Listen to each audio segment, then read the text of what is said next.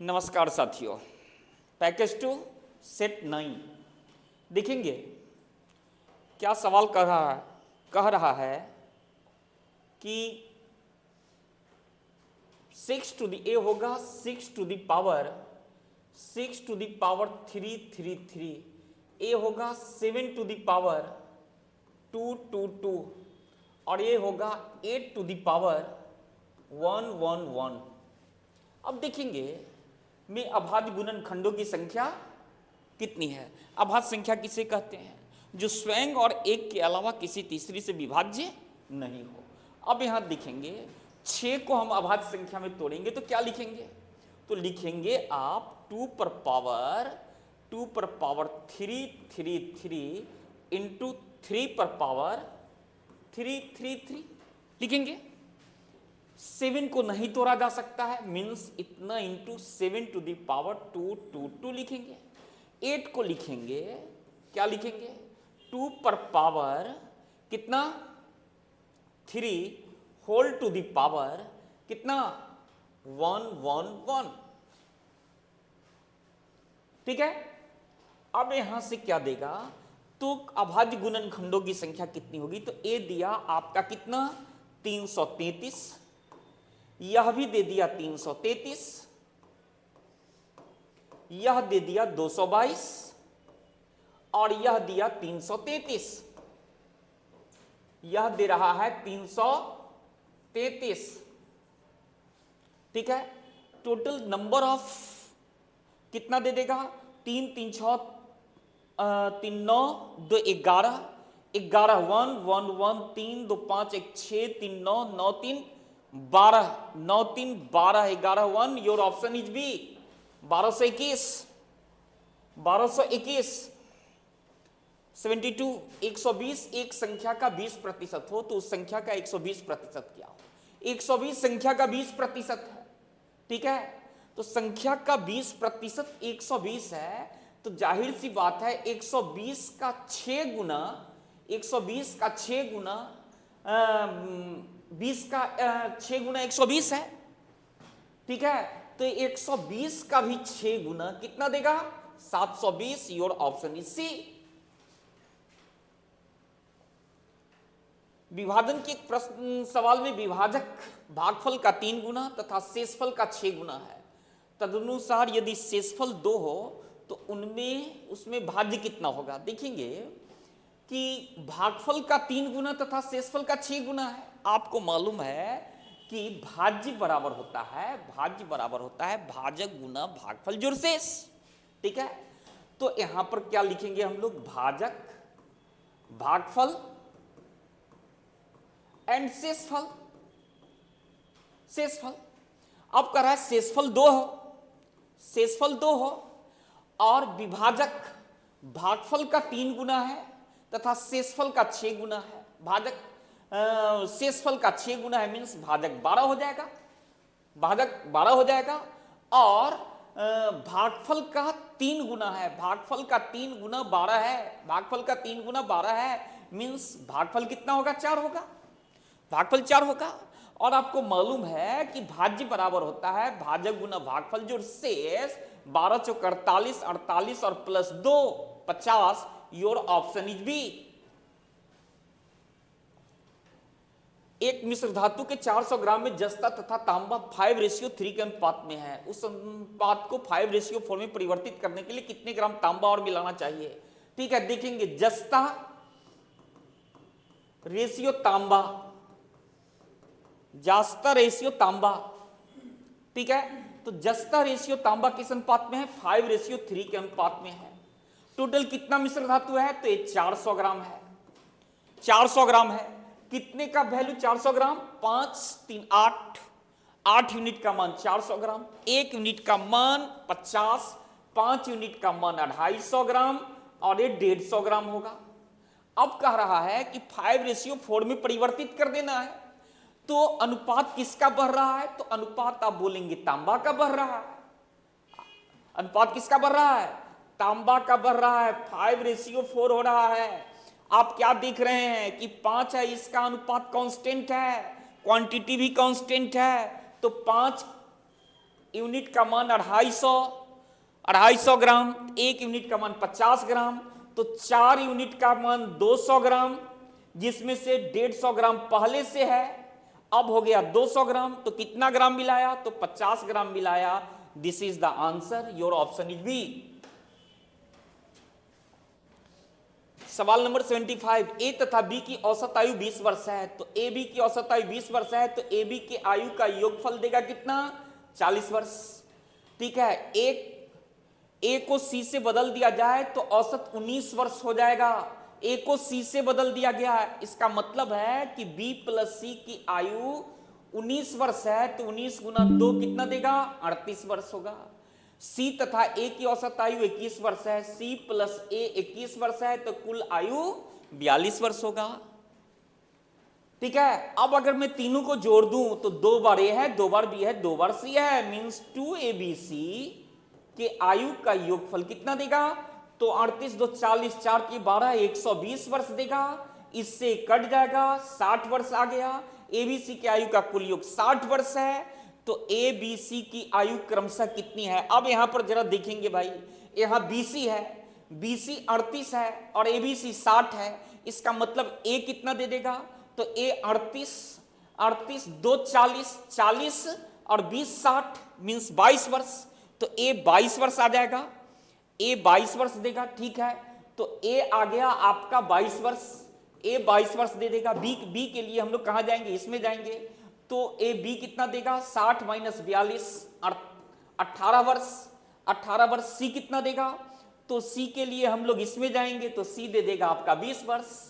तो 22 18 20, 22 18 20, 22 18 20 किसी में नहीं है, ये गलत है, ये 22 18 20। Your option is D, your option is D.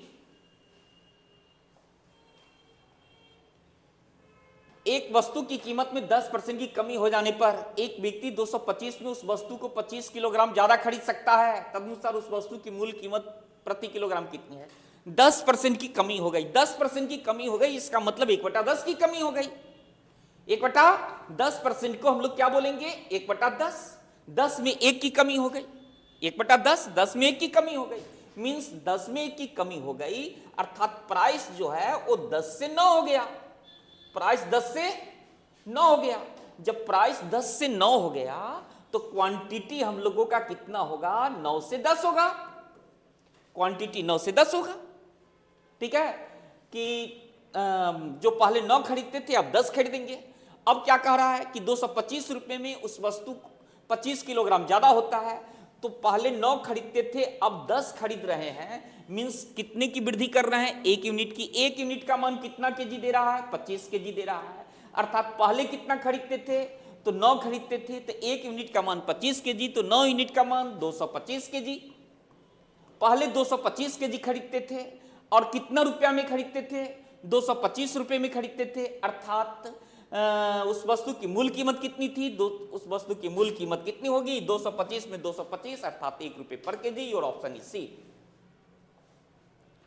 Mohan ने अपनी गाड़ी 10% हानि पर बेची, यदि उसने उसी को 45 रुपए अधिक पर बेचा होता, 45 रुपए अधिक पर बेचा होता, तो उसे 5% का लाभ होता। पहले 10% हानि हुई, अब 5% का प्रॉफिट हो रहा है, 5% का प्रॉफिट हो रहा है। कब, जब 45 रुपया बढ़ा दिया, means this 45 is equal to 10% plus 5%, अर्थात 15% का वैल्यू कितना दे रहा है, तो 15% का वैल्यू आ जाएगा आपका कितना रुपया, 45 रुपया।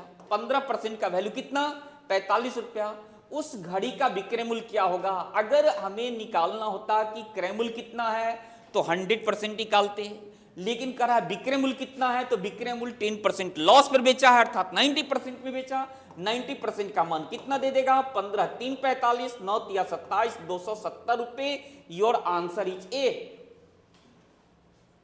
योर आंसर इज ए, सही है। अगला सवाल, अगला सवाल क्या कह रहा है, यदि एक्स वाई जेड 3 धनराशियां इस प्रकार की हैं कि एक ही अवधि के लिए एक जैसा साधारण ब्याज दर पर y x के साधारण ब्याज के बराबर है, y x के साधारण ब्याज के बराबर है, मींस y बराबर है कितना देगा, मूलधन x रेट इंटू टाइम बटा 100, यही ब्याज आएगा, ठीक है। और जेड वाई के साधारण ब्याज के बराबर है, means Z is equal to Y का साधारण ब्याज, वाई रेट वही है, टाइम भी वही है, बटा 100। वाई का ब्याज एक्स का ब्याज ए दिया, वाई दिया, और वाई का ब्याज जेड दिया। अब कह रहा है कि क्या रिलेशन होगा, क्या रिलेशन होगा। अगर मैं यहां पे लिख दूं y बटा जेड कितना होगा, y बटा जेड कितना होगा, तो यहां पर मैं एक अंडरलाइन खींच दूं y बटा जेड में, तो इससे कट जाएगा, RT से RT कैंसिल होगा, यस या नो। तो RT से RT कैंसिल हो गया, तो यहां से हमें क्या निकल रहा है, तो यहां से आप बोलेंगे निकल रहा है कि y बटा Z is equal to x बटा वाई, x बटा वाई means y square is equal to X Z. This is the answer, y square is equal to X Z. Your option is A, your option is A, सही है। 79 number, ए तथा B एक कार्य मिलकर 30 दिनों में पूरा कर सकते हैं। उन्होंने एक साथ 20 दिनों तक कार्य किया, उसके बाद बी चला गया, तब ए ने शेष कार्य 20 दिन में पूरा कर दिया, तदनुसार बी अकेला वह कार्य कितने दिनों में पूरा कर सकता है। देखेंगे ए भी एक कार्य 30 दिनों में पूरा कर सकता है, 20 दिनों तक काम किया, तो ए और बी एक दिन में कितना काम करेगा, तो 1/20 काम करेगा। कितना दिन काम किया, 30 दिन, 30 दिन में कितना काम कर दिया, तो आप बोलेंगे 3।